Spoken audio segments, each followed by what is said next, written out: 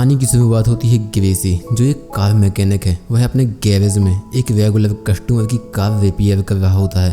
Car ठीक होने के बाद वह उसे लौटाने निकलता है। तभी उसकी पत्नी आशा अपनी एआई ऑटोमेटिक कार से वहां पहुंचती है। आशा की कार बेहद एडवांस थी। बिना ड्राइविंग किए सिर्फ वॉइस कमांड से यह किसी को भी उसकी मंजिल तक पहुंचा देती थी।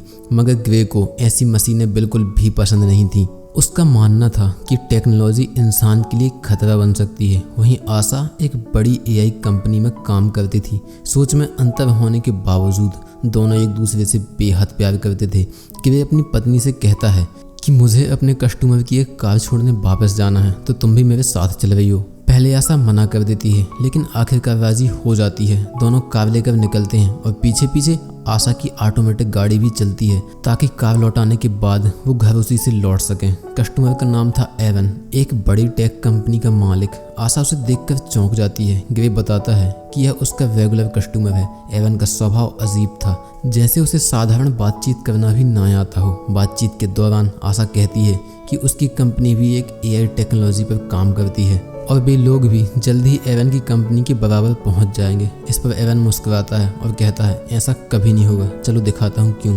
वह दोनों को अपने लैब में ले जाता है और एक खास चिप दिखाता है, एक आर्टिफिशियल इंटेलिजेंट चिप जिसका नाम है स्टेम। एवन बताता है कि यह किसी मशीन से ज़्यादा तेज और ताकतवर है और इंसानों से भी ज़्यादा स्मार्ट दिमाग। लैब से लौटकर आशा और ग्रे अपनी इलेक्ट्रिकल कार में बैठे हैं। कार ऑटोमेटिक मोड पर चल रही होती है और दोनों कार में बैठकर हंसी मजाक कर रहे होते हैं। तभी अचानक कार अपने रास्ते से भटक कर दूसरी दिशा में चलने लगती है। ग्रे नोटिस करता है कि गाड़ी गलत रास्ते पर जा रही है। आशा सिस्टम को कमांड देती है, लेकिन कार जवाब देती है सिस्टम में खराबी है। ग्रे ब्रेक लगाने की कोशिश करता है, लेकिन कार रुकने की बजाय और तेज हो जाती है। तेज स्पीड में कार एक ब्रेकर से टकराती है। हादसे में वे दोनों बच तो जाते हैं, लेकिन तभी वहाँ पे एक और गाड़ी आती है और उससे 4 लोग बाहर आते हैं और वहाँ आकर उन दोनों को बाहर निकालते हैं और उन लोगों को पकड़ लेते हैं। ऊपर से एक पुलिस ड्रोन कैमरा ये सब कुछ रिकॉर्ड कर रहा होता है, लेकिन वो हमलावरों की पहचान नहीं कर पाता।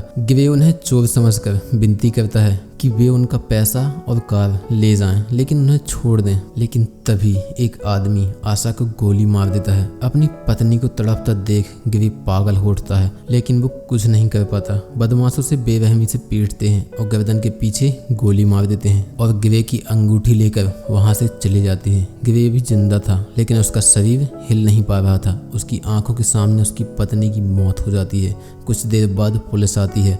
आशा की बॉडी को पोस्टमार्टम के लिए भेज देते हैं और ग्रे को हॉस्पिटल ले जाया जाता है। 3 महीने इलाज चलता है। ग्रे की जान तो बच जाती है, मगर अब वह व्हील चेयर पर है। गोली लगने से उसका स्पाइनल कॉर्ड टूट चुका था और गर्दन के नीचे का उसका पूरा हिस्सा पैरालाइज्ड हो गया था। घर लौटने के बाद उसकी माँ और एक रोबोट उसका ख्याल रखते हैं, लेकिन उसके लिए जिंदगी अब बोझ बन चुकी है। 4 कातिलों ने न सिर्फ उसकी पत्नी को छीना, बल्कि उसकी पूरी दुनिया उजाड़ दी। बदले की आग में जलता ग्रे पुलिस से उम्मीद लगाता है। वह स्टेशन जाकर पूछताछ करता है, लेकिन डिटेक्टिव बताती है अभी तक किसी को भी पकड़ा नहीं जा सका। ड्रोन फुटेज धुंधली थी और जांच चल रही है। बार बार यही जवाब सुनकर ग्रे की उम्मीद टूट जाती है। उसे यकीन हो जाता है कि पुलिस कभी भी कातिलों को नहीं पकड़ पाएगी। निराश होकर वह अपनी ज़िंदगी खत्म करने का फैसला करता है। रोबोट की मदद से वह दवाइयों का ओवरडोज ले लेता है और बेहोश हो जाता है, लेकिन घर का एआई सिस्टम समय रहते एम्बुलेंस बुला लेता है और उसकी जान बच जाती है। अस्पताल में उसकी मुलाकात होती है उसी रेगुलर कस्टमर एवन से, जो उसके लिए एक नई उम्मीद लेकर आया था। ग्रे की हालात देखकर एवन उसे दिलासा देता है और कहता है, क्या तुम्हें याद है वो पावरफुल एआई चिप जो मैंने दिखाई थी? अगर इसे तुम्हारी बॉडी में लगा दूं तो तुम दोबारा चलने के काबिल हो जाओगे और पहले से कहीं ज़्यादा ताकतवर भी। लेकिन ग्रे पहले इनकार कर देता है। वह टूट चुका था और कहता है, मैं अब जिंदगी जीने की नहीं मरने की तरीके ढूंढ रहा हूँ। तब एवन समझाता है, ये चिप तुम्हारी पत्नी को वापस नहीं ला सकती, लेकिन तुम्हें जीने का एक और मौका जरूर दे सकती है। अगर आशा जिंदा होती तो वो भी यही चाहती। यह बात ग्रे के दिल को छू जाती है। उसे एहसास होता है कि अगर वह ठीक हो गया तो वह आशा के कातिलों से बदला ले पाएगा। आखिरकार वह एवन की बात मान जाता है, लेकिन एवन की नीयत साफ नहीं थी। वह ग्रे से हमदर्दी नहीं रखता था, बल्कि अपनी चिप को किसी इंसान की बॉडी में टेस्ट करना चाहता था, क्योंकि सरकार ऐसे एक्सपेरिमेंट की इजाज़त नहीं देती, इसलिए वह इसे गुप्त रूप से करना चाहता था। अगले सीन में एवन गिवे की स्पाइनल कार्ड में चिप को इम्प्लांट करता है। चिप सीधे गिवे के दिमाग से जुड़ जाती है। कुछ घंटों बाद अब गिवे को होश आता है तो डॉक्टर उसके हाथ पैर मूव करवाने की कोशिश करते हैं। पहले तो वो लगता है ऑपरेशन फेल हो गया, लेकिन अचानक गिवे अपने हाथ हिलाने लगता है। सब हैरान रह जाते हैं। जब वह अपने पैरों पर खड़ा हो जाता है, गिवे बेहद खुश होता है। न सिर्फ वह ठीक हो गया था, बल्कि अब पहले से भी ज़्यादा पावरफुल महसूस कर रहा था। एवन भी अपनी सफलता से खुश था, मगर वह गिवे से एक कॉन्ट्रैक्ट साइन करवाता है। किसी को यह आवाज़ नहीं पता चलना चाहिए कि वह चल सकता है। सबके सामने उसे अभी भी पैरालाइज्ड ही दिखना होगा, वरना सरकार न सिर्फ एवन को गिरफ्तार कर लेगी, बल्कि गिवे की बॉडी से चिप निकाल देगी। गिवे व्हीलचेयर पर बैठकर घर लौट जाता है। वहाँ उसे डिटेक्टिव का भेजा पैकेज मिलता है, पत्नी की पोस्टमार्टम रिपोर्ट और केस से जुड़ी कुछ फाइलें। वह उस दिन की ड्रोन फुटेज देखने लगता है, लेकिन वीडियो धुंधली थी, कातिलों की कोई पहचान नहीं हो पा रही थी। मायूस होकर गिवे शराब पीने लगता है। तभी अचानक उसे अपने अंदर से एक आवाज़ सुनाई देती है, क्या तुमने फुटेज में कुछ नोटिस किया? गिवे चौंक जाता है, इधर उधर देखता है पर कोई नज़र नहीं आता। डर कर पूछता है, कौन है? सामने आओ। आवाज़ दोबारा आती है, शांत हो जाओ। गिवे, मैं तुम्हारे अंदर की वो AI चिप हूँ जो तुम्हारी बॉडी को चला रही है। गिवे सोचता है कि शायद वह पागल हो गया है, मगर चिप कहती है, नहीं, तुम पागल नहीं हुए। ऑपरेशन के दिन से ही मैं तुम्हारे साथ हूँ। तुम जो देखते हो वो मैं भी देख सकती हूँ। गिवे पूछता है कि क्या कोई उसे सुन सकता है? चिप बताती है, नहीं, मुझे सिर्फ तुम सुन सकते हो। चिप बताती है कि मेरा नाम स्टैम है। स्टैम गिवे की मदद करने लगता है। वह ड्रोन फुटेज में एक कातिल के शरीर पर बने टैटू की ओर ध्यान दिलाता है। गिवे कहता है कि तस्वीर बहुत ब्लर है, उसे कुछ समझ नहीं आ रहा। स्टैम कहता है, तुम्हें नहीं दिख रहा, लेकिन मैं इसे क्लियर देख सकता हूँ, बस एक पेन और पेपर उठाओ। गिवे के हाथ को कंट्रोल करके स्टैम परफेक्ट टैटू बना देता है। देखकर पता चलता है कि यह एक मिलिट्री टैटू है। थोड़ी रिसर्च के बाद गिवे उस आदमी की पहचान और एड्रेस पता कर लेता है। गिवे पुलिस को बताने का सोचता है, लेकिन स्टैम उसे रोक देता है और कहता है, तुम्हारे पास कोई सबूत है? गिवे रुक जाता है और परेशान होकर पूछता है, तो अब मैं क्या करूं? स्टैम कहता है, पहले खुद उस आदमी के घर जाओ और सबूत इकट्ठा करो। गिवे उसके बताए हुए एड्रेस पर जाता है। वह घर का दरवाजा खोलता है और सबूत ढूंढने लगता है। तभी स्टैम क्लैर के फोन में मौजूद ढेरों मैसेज पढ़ लेता है। उन मैसेज में बार बार एक ही नाम होता है, ओल्ड बॉन। गिवे उस किलर के घर में सबूत ढूंढ ही रहा था कि तभी दरवाजा खुलने की आवाज़ आती है। असल में वो किलर वापस आ गया था। उसने टेबल पर बिखरा सामान देखा और शीशे में गिवे की झलक पाली। बिना समय गंवाए वो गिवे पर टूट पड़ा और गुस्से में पूछा, तुमने मुझे कैसे ढूंढा? गिवे ने कोई जवाब नहीं दिया, बल्कि उल्टा सवाल किया, मेरी वाइफ को किसने मारा था? लेकिन किलर बेहद ताकतवर था, वो गिवे पर भारी पड़ रहा था। तभी स्टैम बोलता है, मैं तुम्हारी मदद कर सकता हूँ अगर तुम मुझे अपनी बॉडी का कंट्रोल दे दो। गिवे हाँ कह देता है। जैसे ही कंट्रोल स्टैम को मिला, उसने बहुत आसानी से किलर को पीटना शुरू कर दिया और मार दिया। ये देखकर गिवे सन्न हो गया। वो किसी को मारना नहीं चाहता था, लेकिन तभी स्टैम कहता है, हमें अपने सभी सबूत मिटाने होंगे। सबूत मिटा के गिवे घर चला गया। किलर की बॉडी के पोस्टमार्टम के दौरान डिटेक्टिव को पता चला कि किलर की बॉडी में हथियार इम्प्लांटेड थे और उसकी नसों में तक वायरिंग थी, यानी कि वो एक अपग्रेडेड इंसान था। दूसरी तरफ एवन भड़क जाता है। उसने गिवे को डांटते हुए कहा, मैंने ये चिप बदला लेने के लिए नहीं बनाई थी।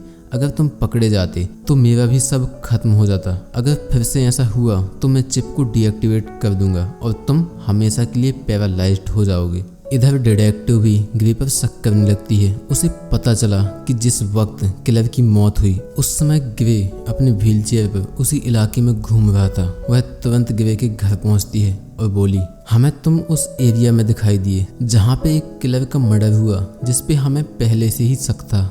गिवे ने मासूमियत से कहा, अगर तुम सोच रही हो कि मैंने उसे मारा है, वो भी इस हालात में, तुम चाहो तो मेरी टांगों पर चाकू मारकर देख सकती हूँ। डिटेक्टिव मान गई और वहाँ से चली गई। गिवे ने राहत की सांस ली। इसके बाद स्टैम कहता है, हमें उस ओल्ड बॉन बार में जाना होगा जिसका जिक्र हमें उन मैसेजेस में मिला था। गिवे वहाँ पहुँचा जहाँ बदमाशों से भरा माहौल था। उसने सबके सामने कहा, मैंने एक किलर को मार दिया है, लेकिन मेरी वाइफ के मर्डर में 4 लोग थे, उनमें से एक यहीं पर है। वो जो भी है मेरे सामने आ जाए। ये सुनकर सब उस पर हंस पड़े। तभी एक लंबा चौड़ा आदमी खड़ा होता है और बोलता है, घर जा बच्चे, वरना तुझे भी तेरी बीवी के पास भेज दूंगा। गिवे समझ गया और वो किलर गिवे को घसीट कर बाथरूम में ले गया और उसे पीटना शुरू कर दिया। लेकिन जैसे ही गिवे को कंफर्म होता है कि ये भी उन किलर्स में से एक है, वो अपना पूरा का पूरा कंट्रोल स्टैम को दे देता है। कुछ ही पलों में गिवे ने 2 आदमियों को मार गिराया और उस किलर की भी बुरी हालत कर दी। और उसने पूछा, बाकी 2 साथी कहाँ हैं और मेरी वाइफ को क्यों मारा? घबराकर उसने बताया, हमें पैसे मिले थे तुम्हारी वाइफ को मारने के लिए और वो पैसे हमें फिस्क ने दिए थे।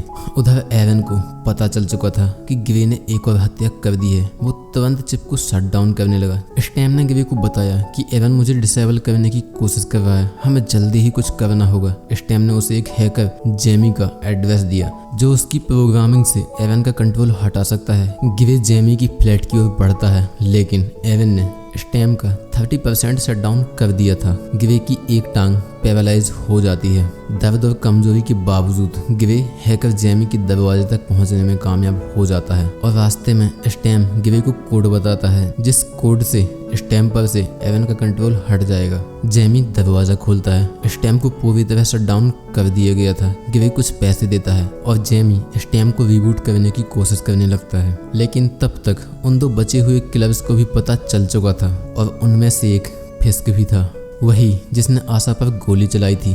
फिस्क बार के ओनर से नाराज होकर मार देता है और अपने साथी की आंख में पिन डिवाइस घुसाकर वहां की सर्विस और लोकेशन पढ़ निकालता है। उसे पता चल जाता है कि गिवे किस फ्लैट पर है और वे दोनों जल्दी से जेमी के फ्लैट की ओर बढ़ते हैं।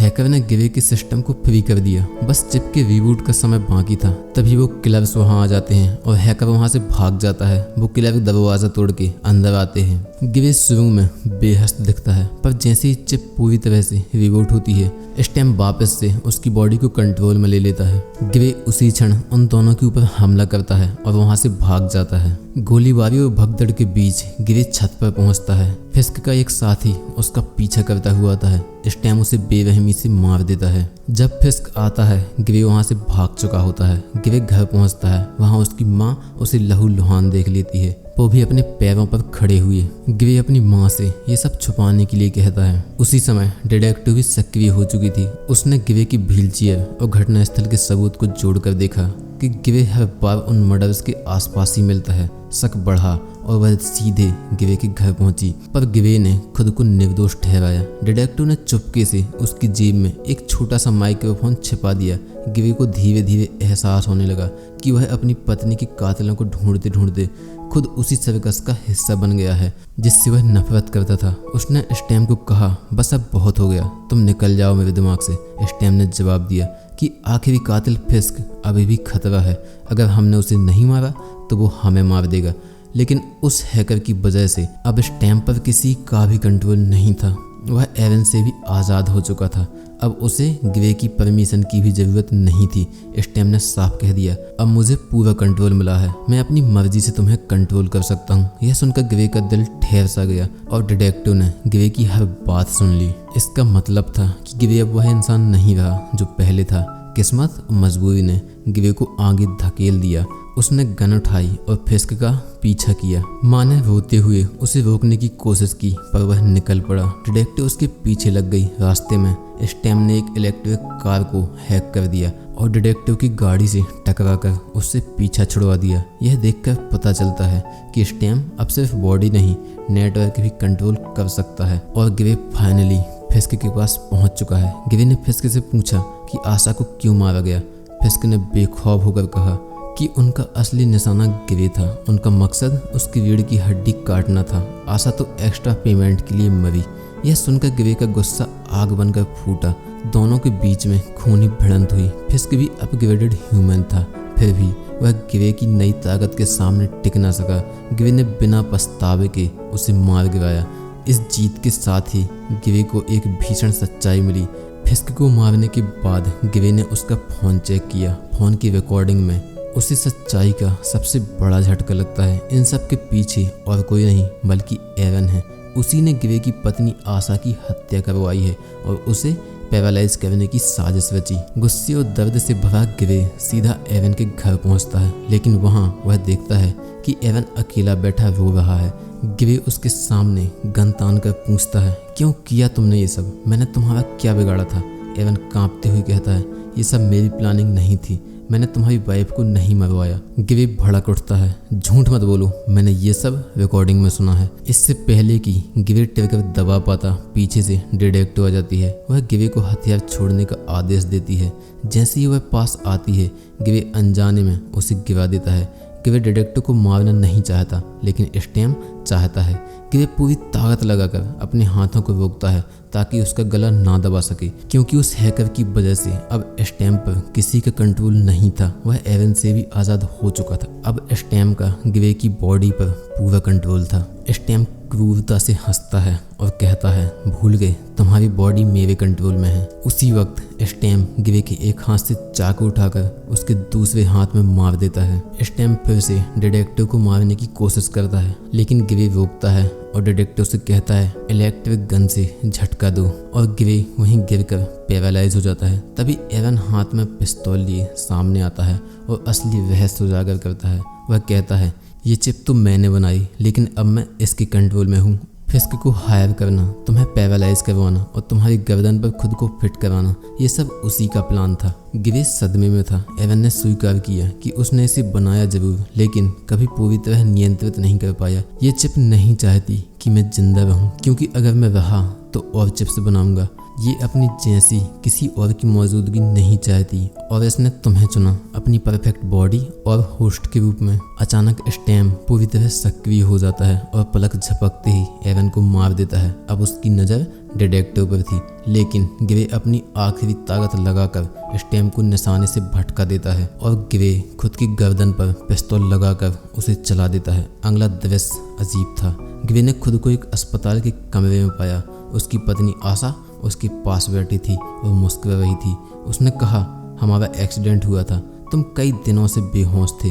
गिवे को पल भर लगा कि ये सब एक सपना था, लेकिन हकीकत और भी डरावनी थी। स्टैम ने गिवे के दिमाग को उसकी बॉडी से पूरी तरह डिस्कनेक्ट कर दिया था। उसका माइंड अब एक सपनों की खूबसूरत दुनिया में था, वहीं जहां वह अपनी पत्नी के संग हमेशा रहना चाहता था। असल दुनिया में उसका शरीर एक चिप के कंट्रोल में था। स्टैम डिटेक्टिव की ओर बंदूक तान कर बोला, गिवे अब यहाँ नहीं है, वह अपनी परफेक्ट दुनिया में है और इस बॉडी पर अब मेरा कब्जा है। अगले ही पल डिटेक्टिव को गोली मार दी जाती है और हमारी ये इंटरेस्टिंग स्टोरी यहीं खत्म होती है। लेकिन शायद तुम्हारे कुछ डाउट्स बचे होंगे। इस मूवी में एक पल को मैं भी कंफ्यूज हो गया था कि हो क्या रहा है। मुझे लगा ये सब गिवे का सपना था, लेकिन नहीं, स्टैम ने गिवे को अब सपनों में भेज दिया है और रियल दुनिया में स्टैम उसकी बॉडी को कंट्रोल कर रहा है। अब शायद अपग्रेड 2 आए, मुझे बिल्कुल भी नहीं पता। लेकिन अगर वीडियो अच्छा लगा हो तो लाइक कर दो और हाँ, सब्सक्राइब भी कर देना। मिलते हैं अगली मूवी ब्रेकडाउन के साथ।